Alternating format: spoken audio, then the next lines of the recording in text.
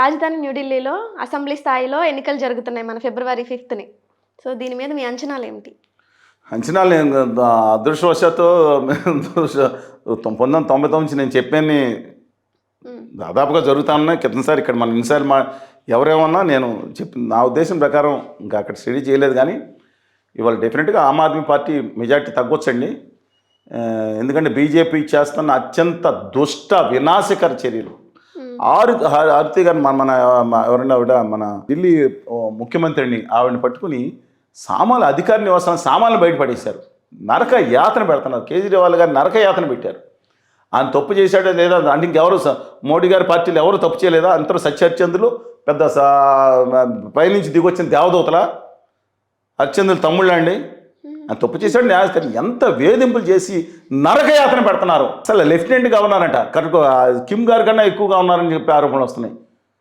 ఆ కిమ్ గారి పైన ఉంది హిట్లర్ అంట. Authorities don't know but what is this అండి. అద్భుతమైన స్కూల్స్ మనీష్ సిసోడియా గారు ఈ దేశ వ్యవస్థలోనే గొప్ప అద్భుతమైన స్కూల్స్ మీరు మొత్తం చూసుకోండి. ఈ దేశంలో ఉన్న బ్రహ్మాండమైన విద్యా సంస్థల్లో తమిళనాడు తర్వాత ఢిల్లీ ఉన్నాయి 27 స్కూల్స్. అద్భుతంగా మొన్న 100లో అంత బాగా తీసుకెళ్లిన సంస్థలని పక్కన పెట్టి చాలా దారుణం చేశారు. అబ్సల్యూట్లీ డోంట్ యాక్సెప్ట్ అండి. ఇవాళ నా ఉద్దేశం ప్రకారం Aam Aadmi party government form చేస్తుంది అన్లెస్ ఈవీఎంతో మేనేజ్ చేస్తే తప్ప అని నా అభిప్రాయం. కాంగ్రెస్ పార్టీ మాత్రం కలుపుకోకుండా వెళ్ళటం దుర్మార్గం హర్యానాలో, అందుకని వీళ్ళు కలుపుకోలేదు. అది మంచి పద్ధతి కాదు. ఇవాళ దేశానికి వినాశకమైన రోజులు వస్తుంది. జమిలి ఎన్నికలు పెడితే ఇంకా మనం మాట్లాడుతానుకుండదు. ఈ దేశంలో ఎన్నికలు ఏదో తూతుమంత్రంగానే ఉంటాయి. మొత్తం రాష్ట్రాలని దారుణంగా కనీసం అది ఏమీ లేని దిక్కుమాలిన అనాథాలుగా పడేసే మొత్తం చర్యలన్నీ కొనసాగుతాయి.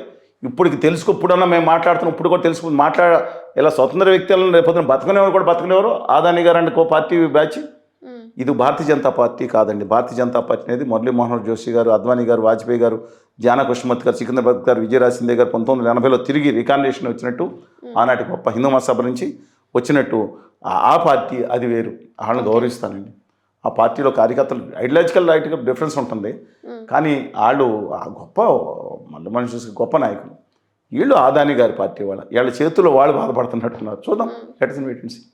అంటే మీ అంచనాల ప్రకారం మళ్ళీ ఢిల్లీ ఆమ్ ఆద్మీ పార్టీయే ఈవీఎంల యొక్క ప్రభావం లేకుండా ఉంటే ఆమ్ ఆద్మీ పార్టీ ఖచ్చితంగా అధికారంలోకి వస్తుందని మెజారిటీ తగ్గిపోతుందండి.